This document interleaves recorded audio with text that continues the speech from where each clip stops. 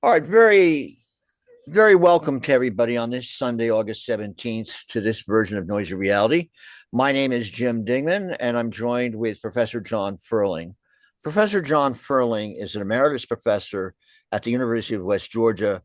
He is also someone who has contributed mightily to our knowledge of the Revolution and the period of the Revolution, the American Revolution, that is, since he did his work back in the 70s on Joseph Galloway, The Loyalist Mind, which I must admit I remember reading years ago. And as I was teasing him a little bit before, and I said, "Oh, there's another book on the Loyalists. Wow, let's go." Um, and then, of course, and I guess it was sort of a '60s phenomenon in a way, but there was a lot of work on loyalism being done at the time. Then he did a book, A Wilderness of Miseries. I did a one-volume biography of George Washington, First of Men. And then he did books that were dealing with the military history, political military history, Struggle for a Continent, The Wars of Early America in 93, Setting the World Ablaze, Washington, Adams, Jefferson, and the American Revolution in 2000, A Leap in the Dark, The Struggle to Create the American Republic in 2003. Then I understand one of your bestsellers, Adams versus Jefferson, The Tumultuous Election of 1800, and why do you think that was such a bestseller, John? Well, I think people get interested in it every 4 years when there's another election. And especially if there's a possibility that the election may wind up in the House of Representatives. Ah, So, ah, okay. And then there's all these back and forths between them that also is reminiscent of our contemporary period. Then he did a very good book about the crucial period of the American Revolution, also Miracle, the American Victory in the War of Independence, another book on Washington, The Ascent of George Washington, the Hidden Political Genius of an American Icon, then a biography of John Adams, Independence, the Struggle to Set America Free in 2011, Jefferson and Hamilton, the Rivalry that Forged a Nation, and then again, a whole series of books that dealt with the revolution in different contexts. Whirlwind, the American Revolution, the War That Won It, Apostles of Revolution, Jefferson, Paine, Monroe, and the Struggle Against the Old Order in America and Europe, Winning Independence and Decisive Years of the Revolutionary War. And then the book we come to talk to about today, which is Shots Heard Around the World, America, Britain, and Europe in the Revolutionary War. Well, very welcome to have you here, Professor. well, thank you for having me. And it's really great to have you here. Now, first of all, I wanted you to share with us your take on the causality issues of the American Revolution, because as you know, when the 1619 Project came out, and I know Gerald Horne and all these others, everybody started arguing about the Somerset Act and the different decisions in England that had to do with emancipation, and the argument came into the picture that the causality was that the colonists wanted to prevent emancipation, and we know that the issue of slavery was one that was ripe in the situation, usually not emphasized in the older histories of the American Revolution. And then, of course, in more recent years, and you see this in how Burns is crafting this documentary on the American Revolution, he has scholars like Ned Blackhawk at Yale, Michael Witkin at Columbia, Colin Calloway at Dartmouth, talking about the Native American part of that picture, which again was something not emphasized maybe 20 or 30 years ago. But what's your take on all that? And also, if you could go into what happens after the end of the 7 Years' War, the French Indian War in 1763, and all the different acts, and all because it's totally legitimate on the part of England to try to pay for the cost of the war. I mean, it's not unreasonable. So, what do you think of all that bouillabaisse of opinions that we have here? Yeah. Thank you. Well, I always tell my audiences that there were probably as many different reasons why people supported the revolution as there were people. There were just so many different things. That one of the explanations that I like best was right after Lexington and Concord, the revolutionary government in Massachusetts took depositions from people who were engaged in the fighting on April 19th as the British retreated from Concord back to Boston. And one of the comments among, I don't know, probably dozens of comments was by just an ordinary farmer named Levi Preston, who fought that day. And you stop and think about it, that this guy was probably out plowing his fields the day before, and the next day he's putting his life on the line fighting the British. And so they asked him, well, why did you go to war with the British? And he said, we always thought we should govern ourselves, and they didn't think we should. And I think that was a summation of what a great many people thought, that they wanted self-government, they wanted to control their own destiny. They didn't want an imperial government that was 3,000 miles away making the decisions for them. But beyond that, I think there's economic factors involved. Merchants were trying to expand their trade, and there were restrictions on their trading capabilities given British navigation laws and whatever. There were very ambitious colonists who, like John Adams, for example, who I'm sure if we could bring him back and talk with him today, he would probably admit, look, I wanted a chance to sit in a really important legislative assembly, or perhaps hold a cabinet position. I could never do that in the British Empire. Or somebody like Washington, who was clearly very ambitious, and serving in the military in the French and Indian War was, I think, the biggest thing in his life to that point, because when he sat for his first portrait about 2 years before the Revolutionary War broke out, even though he was a successful planter and businessman, he put on his old Virginia Regiment uniform. Yeah. Yeah, that's how he wanted to be remembered. But he could never be a high officer in the British Army. Even as a colonel in the Virginia Regiment, he was lower than a lieutenant in the British Army. So ambition plays a role.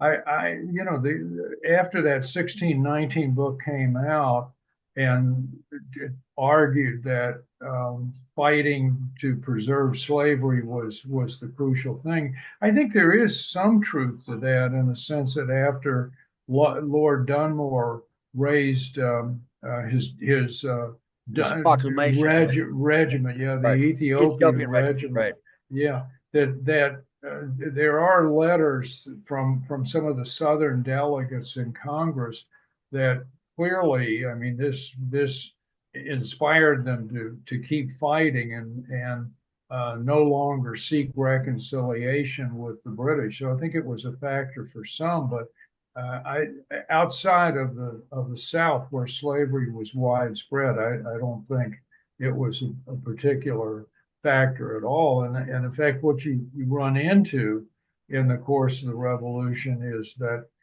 ultimately people like John Adams and other politicians in the 1780s and as you approach the founding of the government under the Constitution, they realized that the slavery issue was such a volatile issue that the Union was going to be divided if they pushed to end slavery. So they made compromises. They chose the Union over trying to get rid of slavery. They did what they could to bring an end to slavery by making slavery illegal in the Northwest Territory and trying to hem it in and prevent its expansion. And they were over optimistically thought that slavery might just cease to exist within another generation or so. And I think they underestimated some things, and one was I didn't realize the impact of the cotton gin, which was only just being invented about that time and revolutionized agriculture in the South.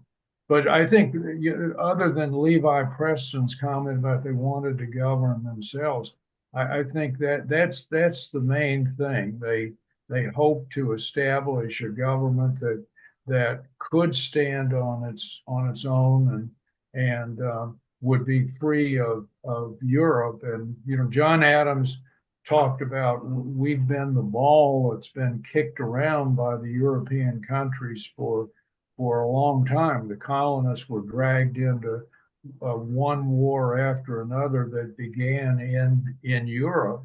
And the wars were important to Europe, but not particularly important to the American colonists. But yet they got dragged into them, and they wanted to escape that and control their own fate and possibly escape wars. And they were able to escape European wars for the most part. There was a war of 1812, but for the most part, they were able to escape European warfare until World War I comes along about 125 years later. Now, when you look at the arguments about the acts that precipitated directly, a lot of focus, you go through the Stamp Act, the reaction to that, which you've mentioned. Then you get to the question of the East India Company deciding to deal with its market problems and then dumping tea into the United States, to the colonies, and then the Boston Tea Party. So is that the real precipitous event that sort of sways the aristocracy and the rulers in England, that we have to now deal with these guys in a very tough way? Yeah, I think absolutely it was that until the Boston Tea Party, the British had really followed a policy of appeasement. They had abandoned the Stamp Act. They modified the Townshend duty so that it only left a portion of the taxation. And I think what Lord North was trying to, he becomes the prime minister in Great Britain in 1770, and he remains the prime minister throughout the war. And I think what he's trying to do is just, if at all possible, just buy time and let the next generation deal with the issue. But then once they learn of the Boston Tea Party, I think there's just real bitterness in England that we've appeased these guys and they've now stabbed us in the back by destroying property. It's one thing to go out and march in the streets and another thing to destroy property.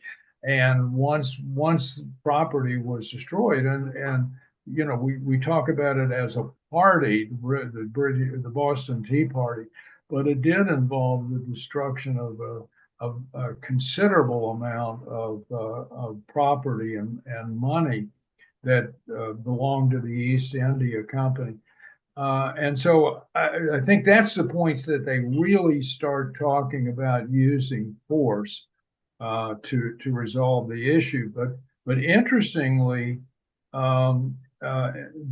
initially, their initial reaction to the Boston Tea Party was not to use force, but to try to avoid using force by isolating Massachusetts and imposing the coercive acts on it and changing the Constitution in Massachusetts and closing the port of Boston, and kind of an economic reprisal against them. Something like we talk a lot today about imposing sanctions on other countries, and in essence, that was the step that the British were taking initially after the Boston Tea Party.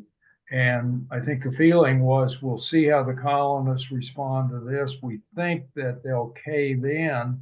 Massachusetts maybe won't, but the other 12 colonies are not going to go along with Massachusetts, they thought, and that this can resolve the issue without force being used. But when the First Continental Congress meets in response to the coercive acts, it obviously defies England. It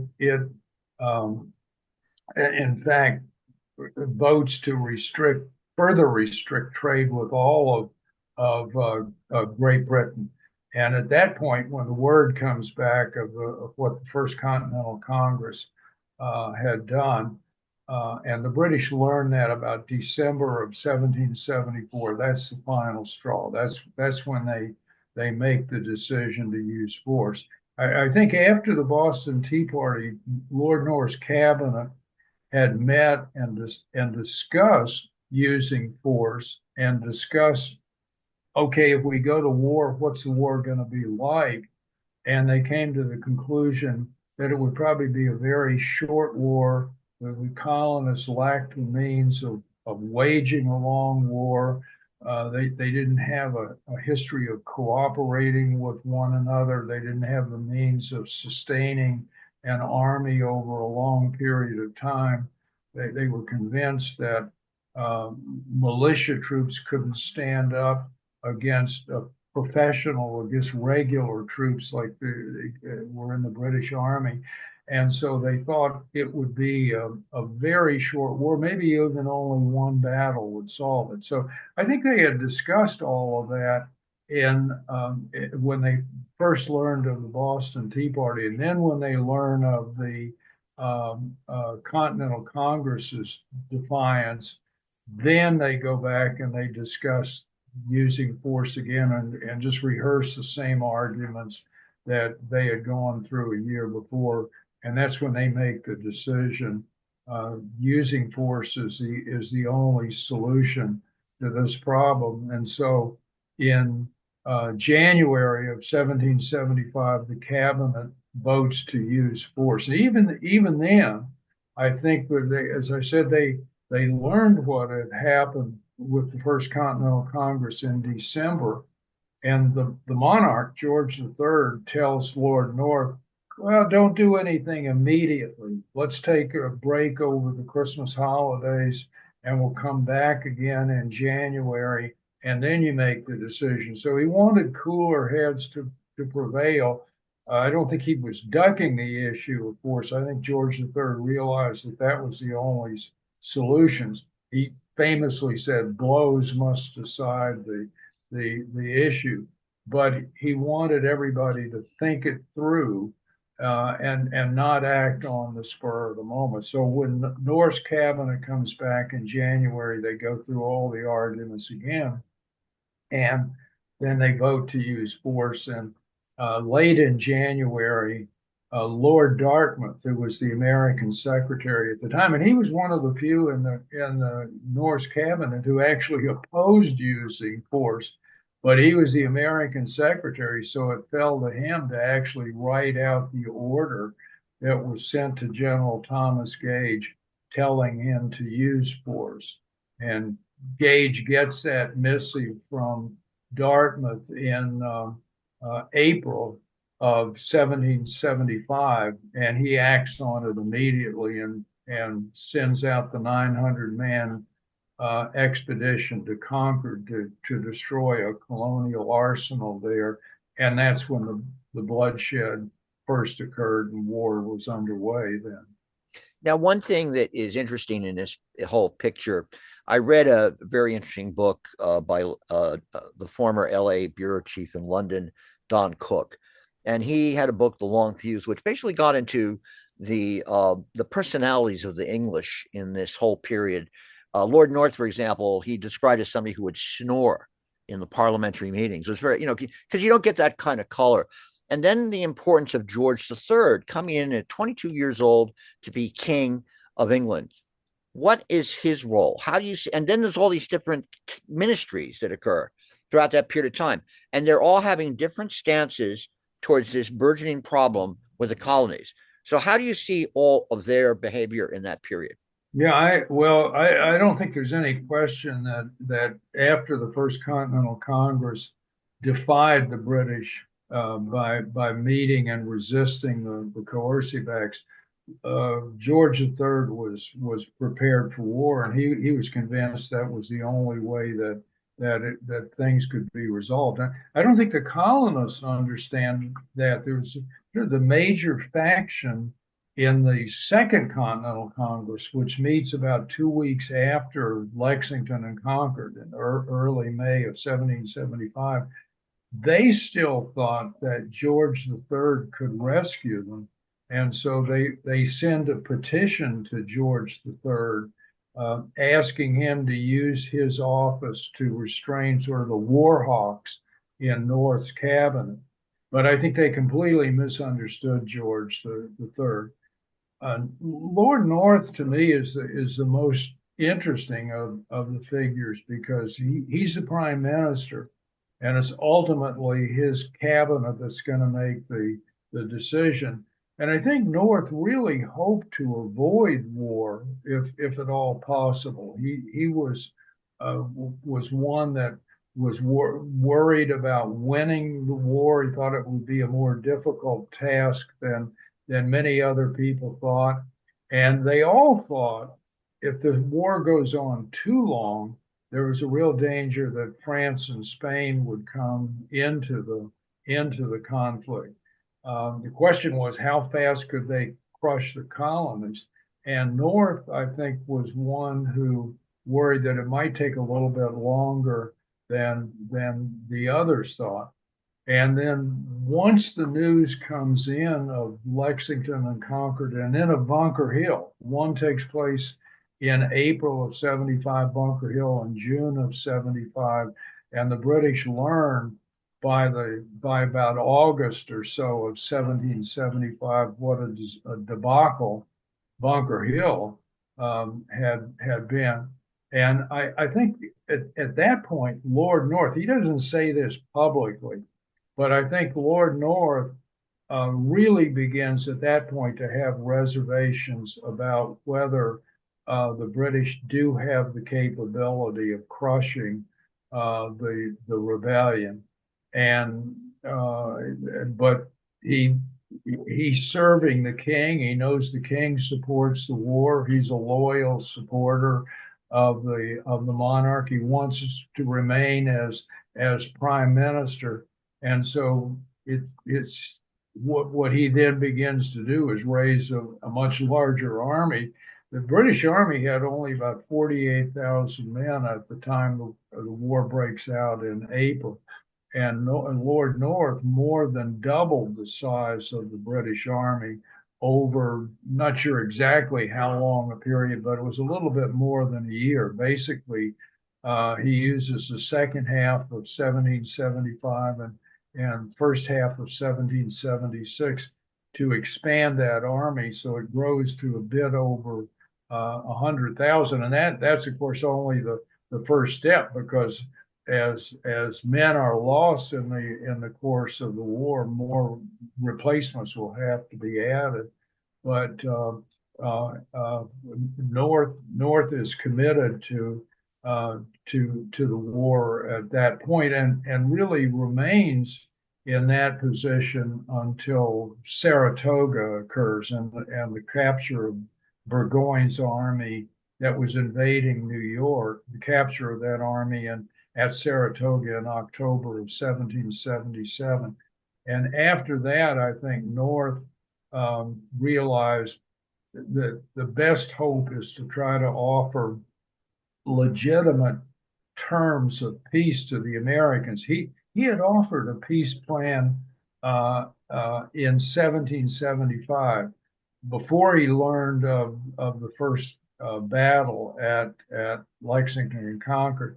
But he knew it was a sham offering, and he actually tells George III, look, I'm offering him what's called a peace plan, but it's that in name only. It's really designed more to rev up support for the war on the home front here in Britain.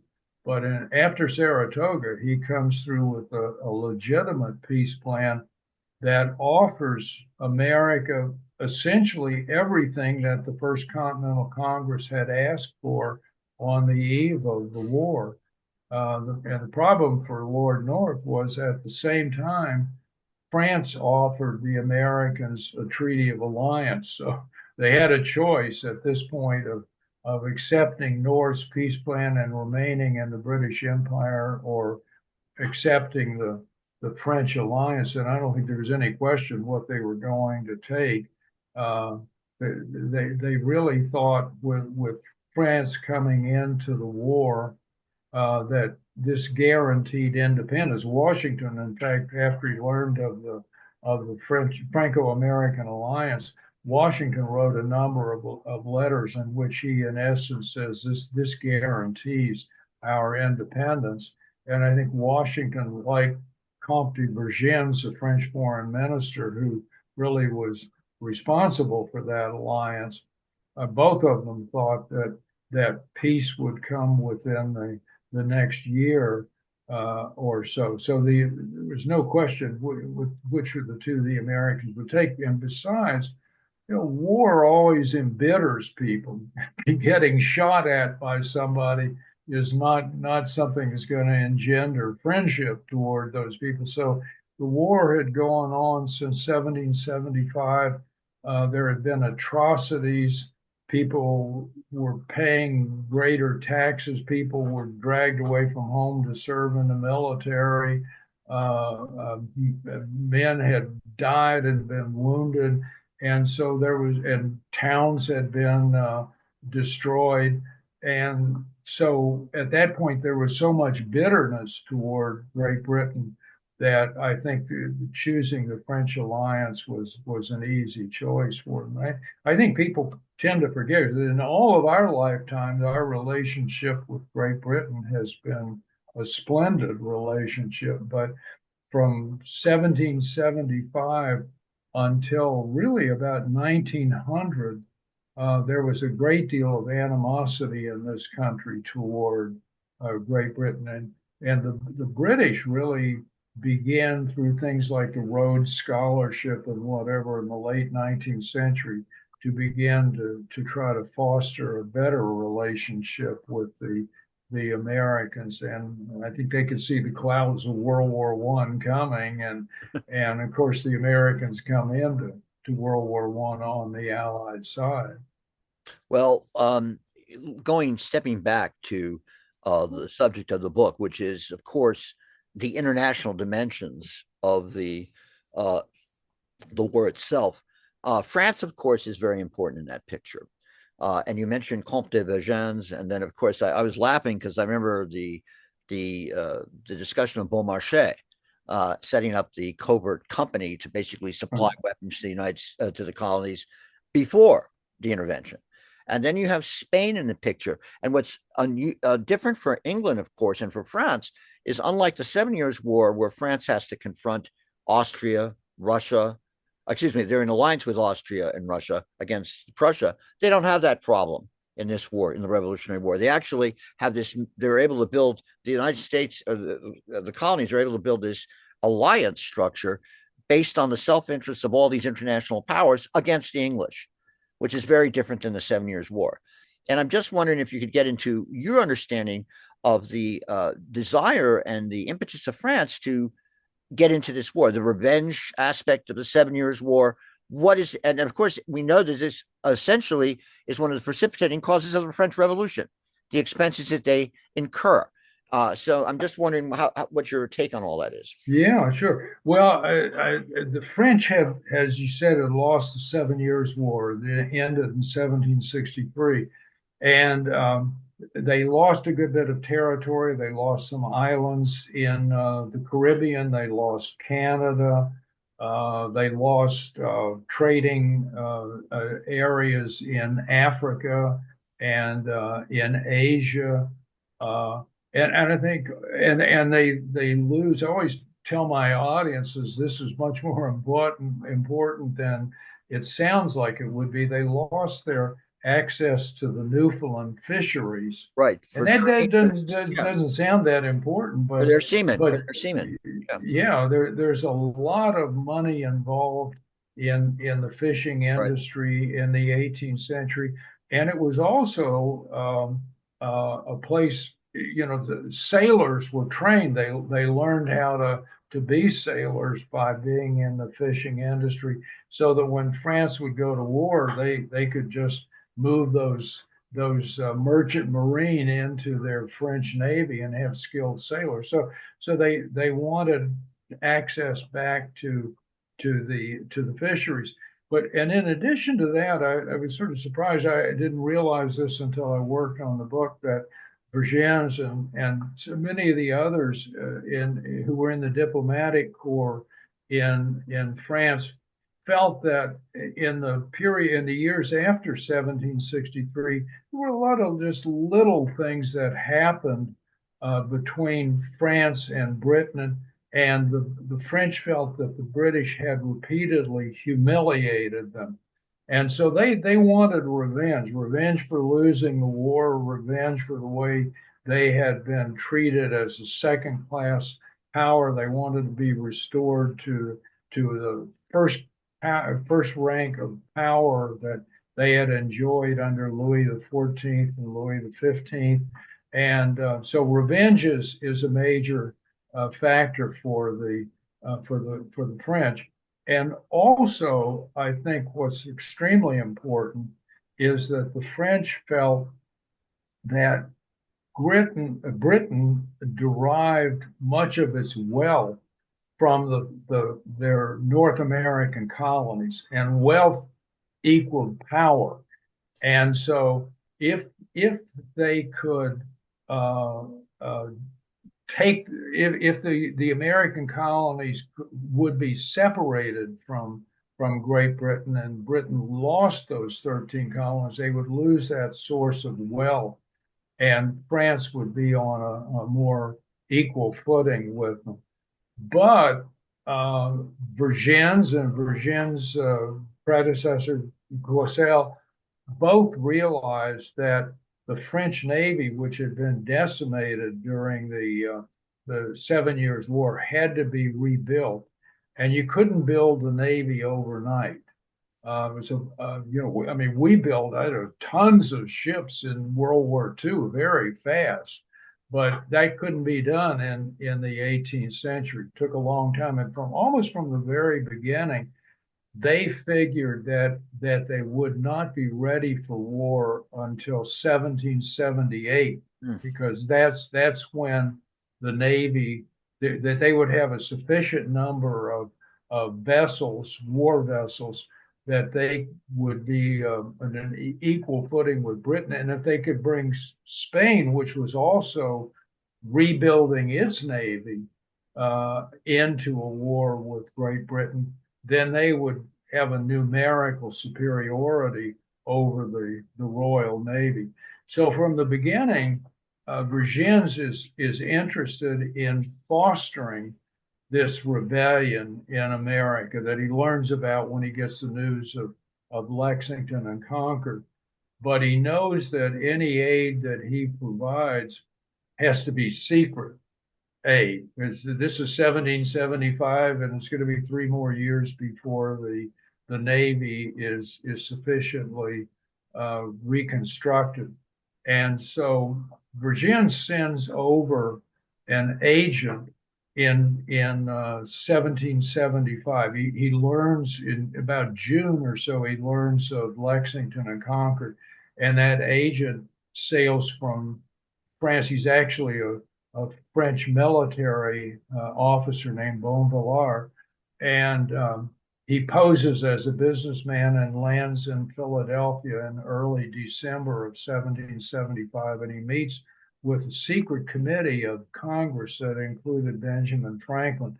And their meetings were so secret, they had 3 separate meetings at night, and they met in Carpenter's Hall in Philadelphia, which is still standing, while the Congress was meeting in the Pennsylvania State House, or what we call Independence Hall today. And the meetings were so secret that most of the members of Congress didn't know that they were going on.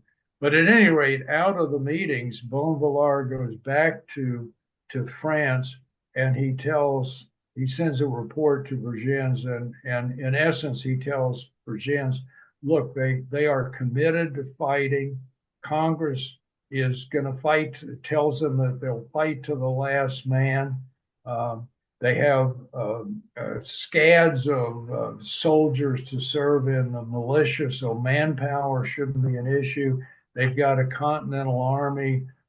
It's very well led, he said, but the one thing they don't have are the resources, the resources to continue fighting. They don't have munitions, they don't have weaponry, they don't have uniforms, they don't have tents, all the things that an army needs. And so Vergennes goes to his monarch, Louis XVI, a very young guy. He had his father, Louis XV, had died of smallpox only, I don't know, maybe 18 months or so before this. And so Louis XVI is only about 22 years old.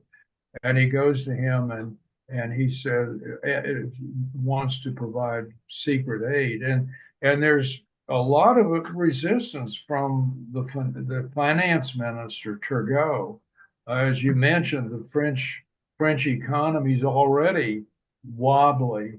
And Turgot says the first shot if we go to war with Great Britain, if secret aid leads to war with Britain, the first shot will mean bankruptcy for France. So Louis XVI had a difficult decision to make, but he went with Vergennes and approved secret aid. And I think out of this, there are two things that really struck me. One is the importance of Vergennes through the entire Revolutionary War. Time and again, he continues to support the colonies. He's fixated on stripping Great Britain of those North American colonies. And I think Vergennes ought to be recognized more. I wrote an article in the Journal of the American Revolution online issue. It came out in April, and it was entitled America's Forgotten Founder. And I don't expect Americans to think more of Vergennes than they do of Washington or Franklin or Jefferson or whatever. But I think he should be better remembered. And as far as I've been able to determine, there's only one town in the United States that's named for Vergennes, and that's a town in Vermont. There may be more, but that's the only one that I've been able to find. And Louis XVI, of course, is a very sad figure in the long run, because during the French Revolution, he winds up going to the guillotine in 1793. And I'm with Thomas Paine on this. Thomas Paine was actually wound up serving in the French Parliament. And in the debate over whether or not to execute Louis XVI, Paine tried to remind the French, look, he saved America. You've been a friend to America. We're a friend to you now. And rather than execute Louis XVI, why don't you Louis XVI in exile to America? And this was a French republic. And Paine said, Louis XVI living in America can understand a republic and how good it is to have a republic, and it'll be helpful to you. But he was outvoted, and Louis went to the guillotine in January of 1793. Wow. Well, and we're talking with Professor John Ferling, who's the author of Shots Heard Around the World. I'm going to start to bring in people with comments and questions. Just raise your hand on the old Zoom functions there. My last comment is, and of course I'll do more if there's necessary, is the issue of the military aspects of this. Because in your book, you talk about, and this is, everybody has argued these kind of questions for several hundred years now. Gage wants more troops before Lexington Concord. Doesn't get them. The question of Bunker Hill, and you look at the literature about the revolution in the past 30 years, they always emphasize how Bunker Hill was sort of such a bloody mess for the British that they didn't want to repeat that again. But then in the case of Bunker Hill, you had the newly arrived generals, Burgoyne, Clinton, and Howe. Clinton wants to sit there and land at the neck and envelop those troops. And then you have the incidents of the campaign in New York, which time and time again, there were these examples where if they had acted decisively, they would have crushed the revolution. Or at least that's the argument made by some historians. What do you make of all that? I agree with that. With that, my previous book, Winning Independence, was a book in which, at least in part, I tried to rehabilitate the reputation of Sir Henry Clinton. Yes. He becomes the commander of the British Army in May of 1778, and he's in command of the army till after Yorktown. And even when he gets the note from Lord Germain, the letter from Lord Germain telling him he's been named the commander, uh, Clinton in effect says, "Oh my God, we're going to lose the war because I have to send about half of my troops to the West Indies. They couldn't defeat the Americans before the French came in. Now with half an army, I have to defeat both the Americans and the French." And so Clinton saw that he was really up against it at that point. And sure enough, when they lose the war, because he is the commanding general, his reputation suffered. But I think he was the time and again. I mean, he offered really sensible advice Right. to Howe, and on occasion Howe listened to it, but for the most part he didn't. I mean, you mentioned the Bunker Hill incident of Howe Gage rather had listened to Clinton. That bloody day would have been avoided, I think, by the British. And Clinton tried to persuade Howe in 1777, don't divide your army. Burgoyne's coming in from New York. You need to go up the Hudson River and rendezvous with Burgoyne's army. And Howe didn't listen. He went to Right. Philadelphia instead. Just a terrible decision on his part. And I think if Clinton had been appointed the commander of the British Army in early 76 instead of Howe, I think the war might have turned out differently. I mean, because we don't know how anybody's going to react once they get into power. I mean, no one could foresee Harry Truman being the kind of president that he became, for example, Mm. after FDR died. So we don't know, and nobody Right. expected Lincoln to be much Right. of a leader. So we don't know what would Right. have happened. So Right. I'm guessing there. But the bottom line is, I think the British had the capability of crushing the rebellion, and they made a number of mistakes. The first big mistake was that Gage told them that they were going to make a mistake if they didn't do this. They needed to send a much larger force to America before they used Right. force. They only had about 5,000 troops here on the day that the troops marched out to Concord. And Gage thought we need at least around 20,000 troops, because if the first battle had ended in the American force just being absolutely destroyed, there was a good chance that people living in Pennsylvania or North Carolina or whatever would have said, well, this proves that we can't stand up against British regulars, and things may have just uh, gone at that point. That might have just terminated the rebellion.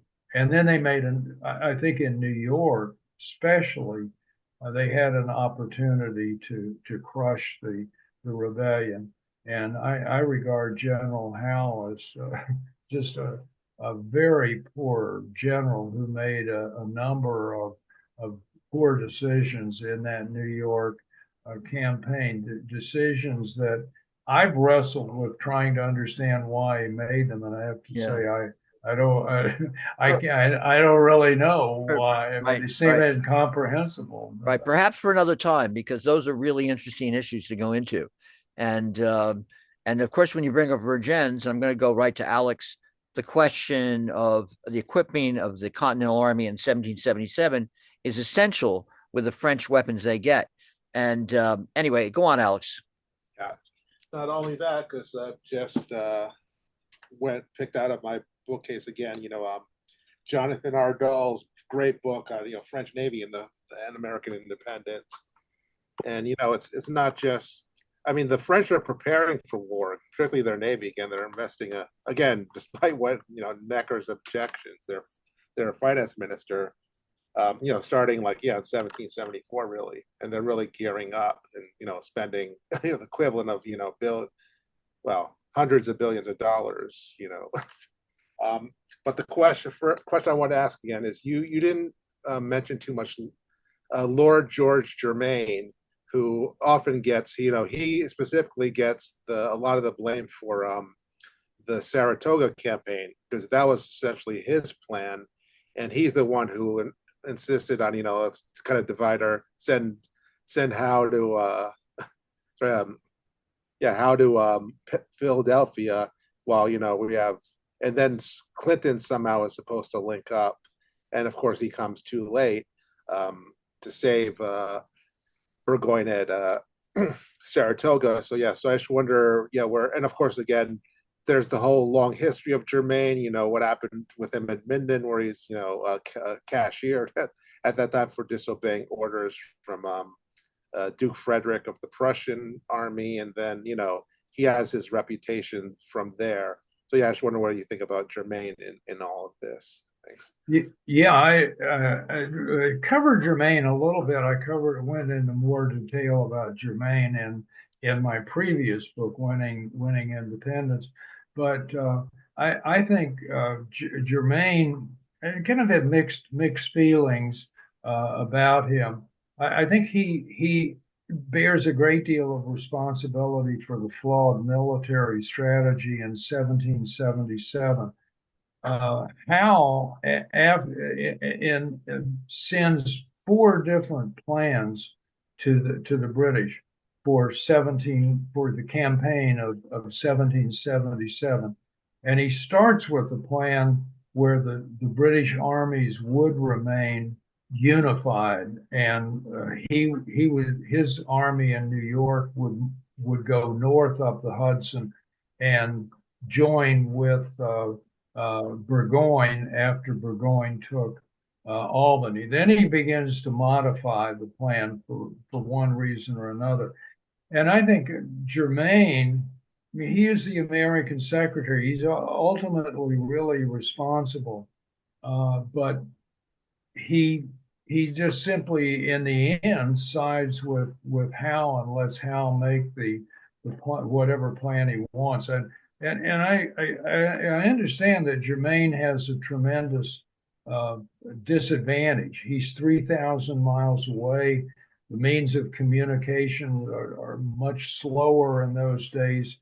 Sometimes 40 or 50 days would elapse between the time Howe sent a plan to Germain and the time Germain received it. Germain didn't know what had gone on in the 40 or 50 days, intervening 40 or 50 days. So, but I think he could have used his power to just simply give orders to Howe not to divide the British Army.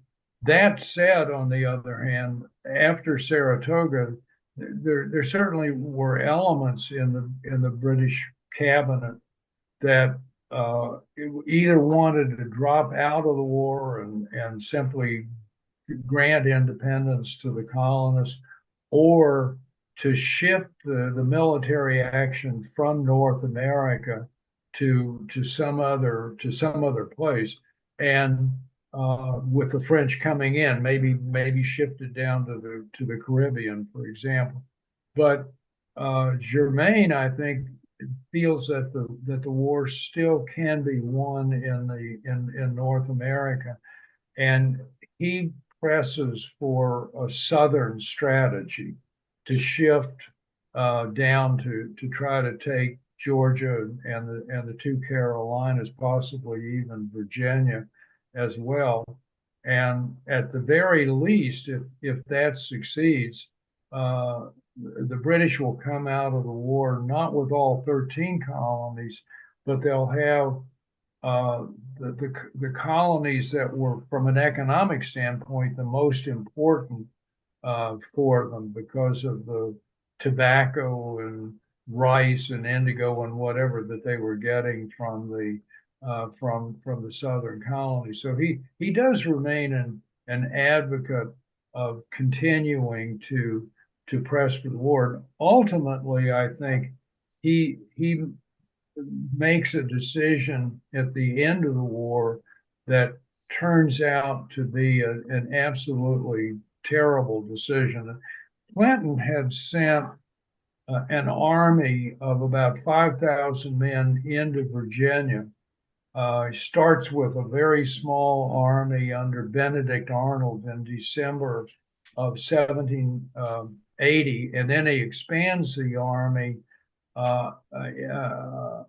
in 1781. And what Clinton wanted to do was withdraw most of that army, just leave a token force in Virginia where it would be safe, and bring the bulk of that army back to New York to resist a joint Franco-American invasion of New York. And Germain intervenes and he orders Clinton to leave the army in Virginia. And Clinton's a soldier. He obeys his orders and he leaves the army under Cornwallis in Virginia. And that's the army that winds up at Yorktown, which the Allies take in October and brings on the end of the war. So I think Germain certainly bears responsibility for that decision, fatal decision. Yeah, I was wanted to ask you about, I mean, among the important Revolutionary War campaigns, the one I think that gets neglected and is really only has a few books on is the Rhode Island campaign, because I just see that as being like missed opportunities for both sides. Like there were several points where like there could have been basically a big naval victory for the French or the British, or again that the British or the Americans could have gotten forced to surrounded at near Newport. And I also think kind of the lessons learned there by the French and the Americans for how to coordinate, because that was Sullivan that goes so badly and D'Estaing, that they kind of fixed a lot of those problems. And again, that pays off, with the Yorktown campaign, where the French and Americans are finally able to really cooperate both on land and sea to defeat Cornwallis. So I wonder your thoughts on that. Thank you.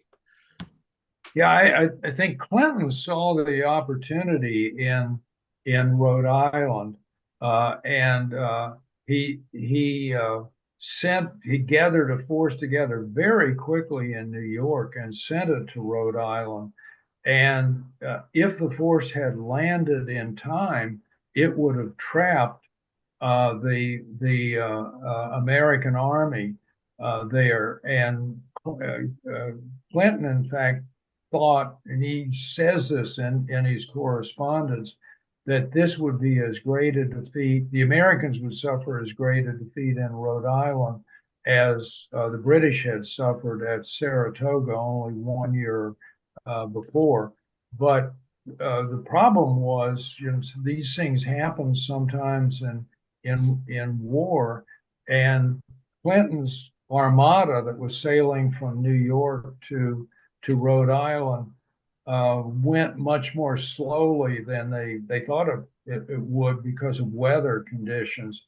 And by the time they got there, the Americans had been alerted and they were able to evacuate Rhode Island and escape what probably would have been a fatal blow to them. But that's the nature of war. All kind of things happen. And Washington took advantage of the bad weather at Trenton, and the Hessian troops in Trenton in December of 76 thought, they're not going to attack tonight. Nobody would go out in this kind of weather, and Washington did, and he won the battle. So,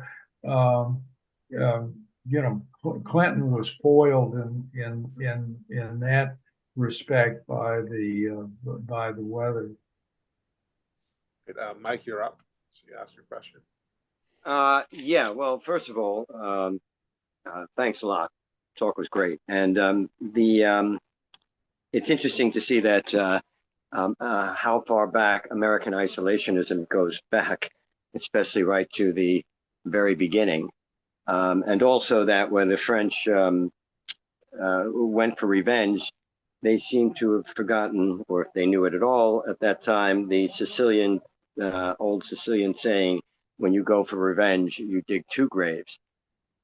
But my questions are that the first question, it's two of them actually. The first question has to do with the issue of First Nations peoples or Native Americans in this particular case, and what the attitudes, how the issues involving Native Americans played into both the American perspective, or the colonist perspective, and the British perspective, as well as any others. And the second question is a little bit probably harder to pin down. But I just thought I'd throw it out there. Did the average, because you talked about to some degree about what average or regular colonists thought, do you think that the average or most colonists saw themselves as British? And did people in Britain see the colonists as British? They were British subjects, but did the colonists see themselves, and people in Great Britain see the colonists as fundamentally British?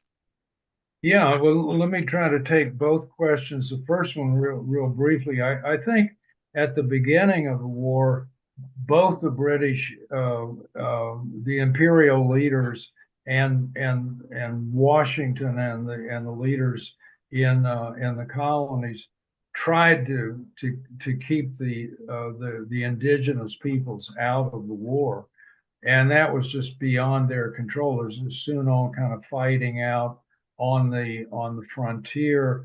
The frontiers, some frontiersmen were loyalists, others weren't, and there's so much fighting that then it just becomes a major issue, and fighting continues on the frontier throughout the war, and Washington winds up sending Sullivan's expedition to try to destroy the Iroquois.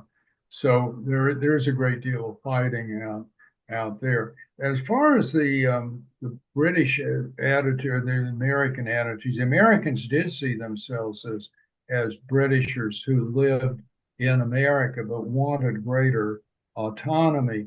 I'm not sure about the British. I think it probably depends on the individual. But the one thing I could say is that by the time you get to the American Revolution, not because of the colonial troubles, but just throughout the 18th century, there are a number of people from Britain who come over to America for a whole variety of reasons. I mean, colonial officials who might live here for 4 or 5 years and then go home, businessmen who come over for brief periods and then they go back home, scientists who come over and then they go back home. And one of the things I think that sort of stands out is that many of these people do talk about the differences that they experience. They may have come over expecting the Americans to find exactly in America what they found in England. And instead, they found that the Americans spoke with different accents. They used the same words that were used in England, but they attributed different meanings to them. For example, the English use the word wheat to designate corn. The Americans use the word corn for what Americans still think of as corn. And they just found a lot of little differences, nothing real big, nothing that indicated that there was trouble on the horizon, but they did see differences in America. And also, I think there is some literature that goes back probably even before 1750, that where a great many people in England thought that the time would come when the Americans would break away. It's a big continent. The Americans only total about 20% of the population of Great Britain in 1775, but the population was growing very rapidly. And Benjamin Franklin even wrote a pamphlet. This is before the Revolution. Franklin wrote a pamphlet in which he said that by 1750, he thought the capital of the British Empire would be in Philadelphia and not in London. So he didn't say they would break away and become independent, but he recognized that America was probably going to become more powerful than Great Britain. And already they were talking about, both sides were talking about, Jim mentioned earlier when he talked about, I had worked on the Loyalists in my earliest works, that already people in America in the 1760s and 1770s were talking about the Americans and the British jointly moving into South America to gain territory or expanding to the West Coast. And so obviously changes were coming down the road, or they thought. Just one follow-up. Thank you very much. The one follow-up to the indigenous issue, because I think that had to do with also expansionism, the different attitudes of the colonists versus the Crown or the British Parliament as far as expansionist ideas that would then affect indigenous people. So if you could go into that just a little bit more. Good, thank you. Yeah, sure. With Joseph Brant, who was one of the leaders on the Five Nations Confederacy and the Iroquois,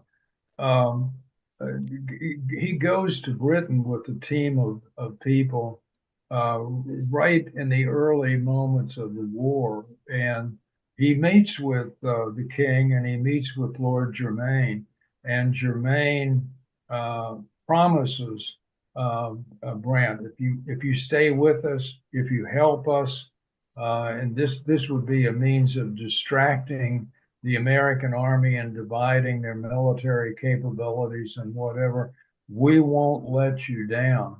But obviously, in the final analysis, in the Treaty of Paris that ends the war, the British wind up relinquishing the territory that Brant and his people lived in and had fought for, and the British turned their back on them in the final peace settlement. And the Americans also did not wanted the ability to expand if in future. Yeah, absolutely. I mean, I think in the peace negotiations, Franklin and John Adams and John Jay were our three principal diplomats, and they pushed for gaining all of the territory from the Appalachians out to the Mississippi River. The Treaty of Alliance with France specified that France would guarantee that they would fight till America became independent, and that the Americans would possess what they possessed when the war began and what territory they won during the war. Well, they didn't really win much west of the Appalachians. So Jay and Adams and Franklin had a tough road to hoe to get that territory, because the Spanish didn't want them in there.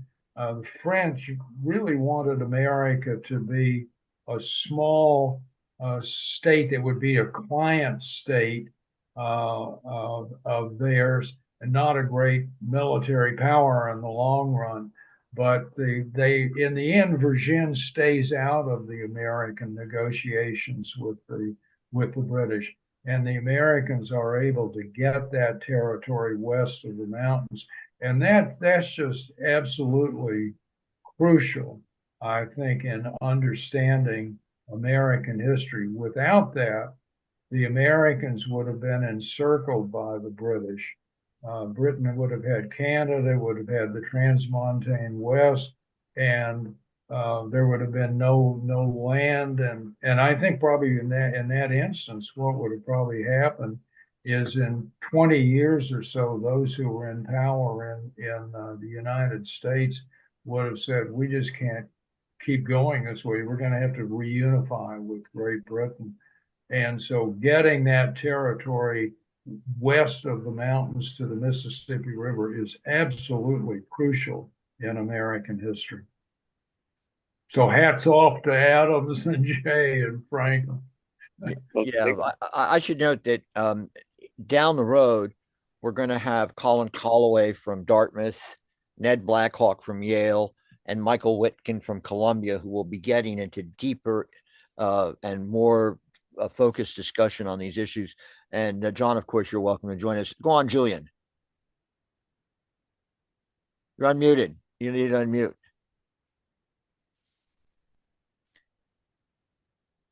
We can't hear you, Julian. I'm sorry. Were you asking me? No, no, Julian is. Oh, okay. He's. I apologize. Yeah, I didn't plug in my microphone. Much more basic problem. Well, I always blame it on Trump, those issues, man. Go on.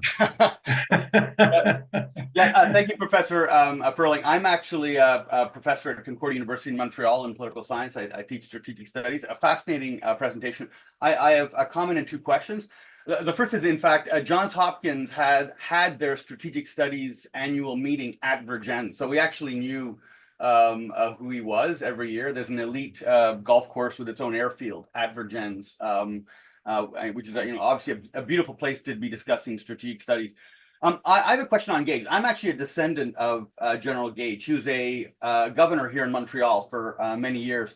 And I think the academic and family interpretation is that the difficulties he faced were actually not English, it was Dutch. I mean, his wife was Dutch. And if you go down that rabbit hole, New York still had a very large self-organized Dutch population, and which were self-consciously anti-English and wanting to return, even if it was 150 years earlier, to this self-governance. So it was not, I mean, there was not only the, hey, English, we're English, but we want to, move past a monarchy. There was also an ethnic component of, let's get the English out of here. Let's bring New York back to what it was before, which is essentially a self-governing Dutch colony. I'm not sure how influential the Dutch community was by that time, but certainly Gage's Dutch wife was, was told by his father-in-law that do bad to the English.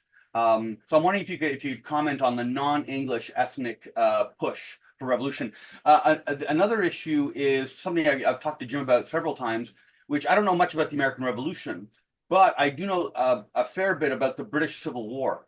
And we have this assumption that the way the Americans behave, which is demanding the obvious, which is we want representation if we're being taxed, is actually not that normal historically. When you've got, for example, Mahan or even Napoleon characterizing the British, they describe this phenomenally well-organized oligarchy. But most rich agricultural landowners who dabble a bit in commerce actually get along great with the executive through bribes. But in England, you had, frankly, a super low threshold trigger for the Civil War, which is a 1% tax on inland counties to pay for the Navy, and aggregating the hymn book with the Scots. And people just set off. And the king facilitated it by having an election, canceling it, and then holding another election 15 years later, where about 20% of the same people got reelected. So he solved the collective action problem of Americans think this is normal, but these are hot, sort of easily triggered quasi-capitalist merchants and agricultural landowners. So I was wondering, can you comment on this what I think is a peculiar American sociology of thinking that people could govern themselves just because they have a smidgen of local business experience? Thank you. Well, yeah, let me take the first issue, first question first, and that is, I think just there's a variety of attitudes all through the colonies, and you in a general sense you could say there was probably more hostility in New England than there was in any other section of the country. We usually divide the colonies into New England, middle colonies, southern colonies, and probably more hostility toward the British in New England at the outset of the war. But even having said that, I think if you look at individual colonies, whether it's South Carolina or New Jersey or whatever, there you find sections in the colonies where there's much more hostility to Britain than in other parts of the colony. And the second question, I think what I was thinking of when you asked that was one of the things that I discovered as I was writing this book, and was a bit surprised, was the degree of the breakdown of domestic support for the war in Britain. I'm not saying that everybody felt that way, but it was a long, tough war. A lot of people were adversely impacted by the war, whether it was paying taxes or losses of trade. In certain areas, particularly in the areas where textiles were a major industry, there was a great deal of depression. A lot of those guys who were laborers in the textile industry went into the British Army. As a matter of fact, as 3 or 4 years into the war, and I was surprised to encounter that as I went through. Most people, I think, loyally supported the war, but there were those Gordon riots that occurred in England about 5 or 6 years into the war.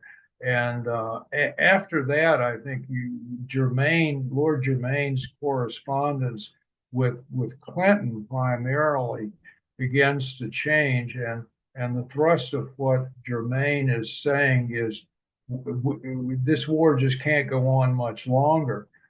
We've got to bring an end to the war. And I think that led Germain, in fact, to want to keep that army in Virginia, hoping that it could knock Virginia out of the war. And he thought that would be the thing that would eventually force the colonists to accept some sort of negotiated settlement.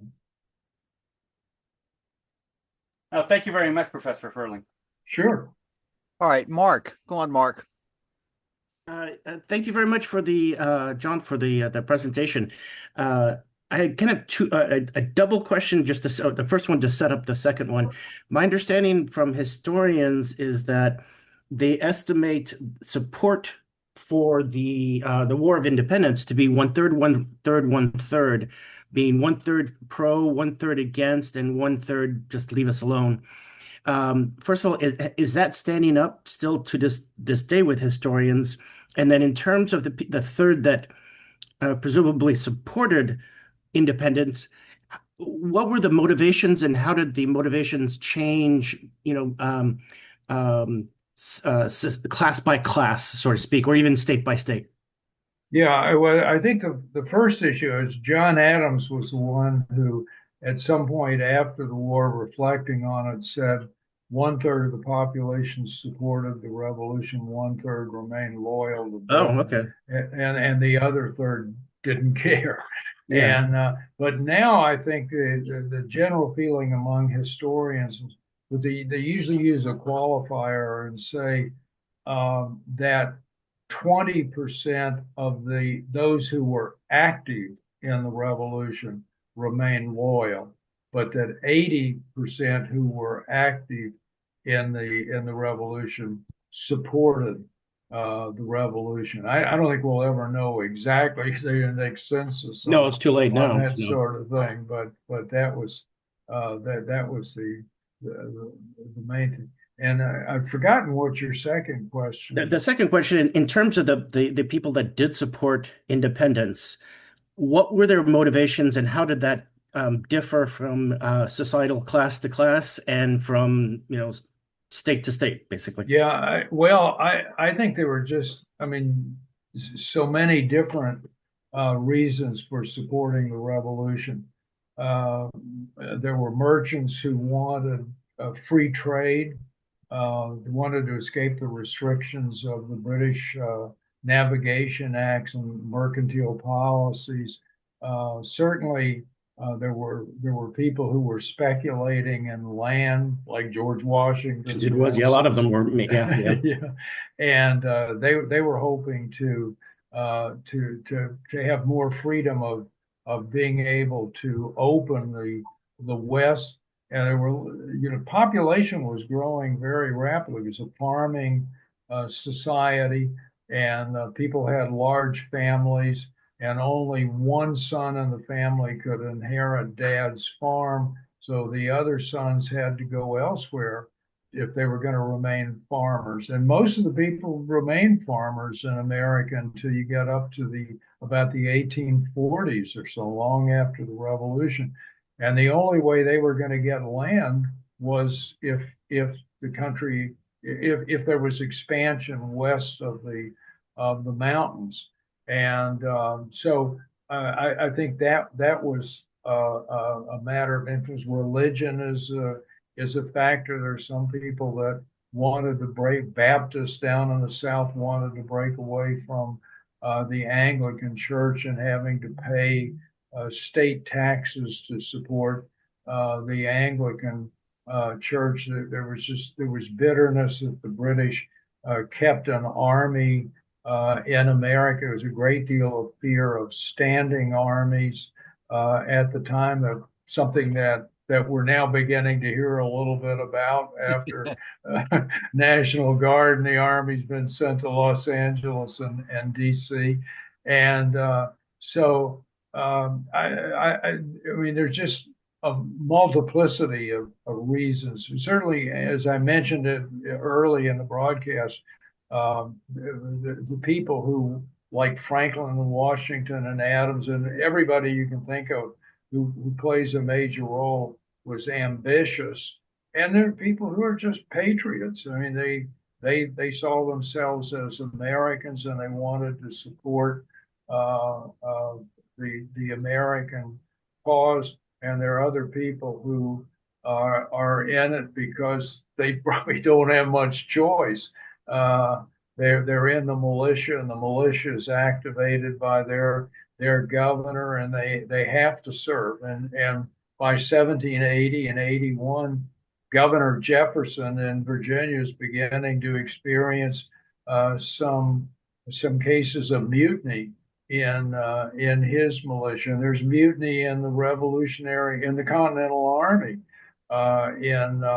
in January of 1780. Mutiny in the New Jersey line and in the Pennsylvania line. So a lot of those guys maybe initially were really enthused about serving, but it's a long war, and their enthusiasm waned as the war went along. Okay, thank you, John. All right, Yeah. we'll end with Aaron. Go on, Aaron. Great. Thank you, Jim, for organizing this, and thank you, sir, for this great talk. I'm wondering. So I live in New Jersey. I'm a member of the. I'm sure you know about the Crossroads of the American Revolution in Trenton, where we document and study everything about the Revolutionary War from a New Jersey perspective. And New Jersey had over 600 battle skirmishes, engagements, and encompassing almost 3,000 square miles and presently over 250 municipalities. I'm wondering, I have a sort of a New Jersey determinist view of this, where I kind of see New Jersey as the Vietnam for the British Army, in that they got pulled into this slog in New Jersey, whether it was the 4-H War, whether it was the 10 decisive days. The casualties they and the Hessians took were quite substantial. More losses in the 4-H War in New Jersey than the British suffered completely in New York throughout the whole war. And I'm just wondering, do you have a perspective on a sort of New Jersey, how it fits as a swivel in the conflict between where it starts, in New England and sort of where it finishes in the southern colonies. Before you answer that, John, just remember, Aaron, those of us in Manhattan have a different view about New Jersey. Okay, but I have data, so I mean, sorry. Go on, man. Yes. Well, yeah, I mean, you know far more about the New Jersey situation than I do, but really about all I can say about it is that the British High Command regarded New Jersey as of extreme importance, and once they come into New York, they spend very little time, waste very little time before they're getting troops into New Jersey to try to take control of New Jersey. I mean, we'd give them control on both sides of the Hudson, to the lower Hudson River, and I think that was key. And every colony that can be pacified and subdued would help them elsewhere. But that's about as much as I could comment on New Jersey. I haven't studied it in detail. Well, I Great, think thank you. one thing important about what Aaron's mentioning, I remember the late David Surratt, who was a historian of the Revolution. Sure. And we used to argue about how New Jersey was sort of as Aaron has brought up, this huge place of contention between the British, the Loyalists, the Patriots. Westchester was, Queens was a no man's land. They referred to it as a no man's land because of the nature of foraging expeditions that were kept on going on from the areas that the English controlled to the time of evacuation. So there's a lot about that people, Tarleton, of course, has his claim to fame when he's up there in Westchester, first initiating the kind of brutal kind of restisages he starts to do, which becomes famous for further in the South. But in any event, listen, John, it was absolutely fantastic. We really enjoyed having you come and talk. As I said, we'd love to have you come and talk another time, a few other times, because it's very good and really rewarding to hear you talk about this. The book we were talking about today with John is Shots Heard Round the World. So go out and go buy it.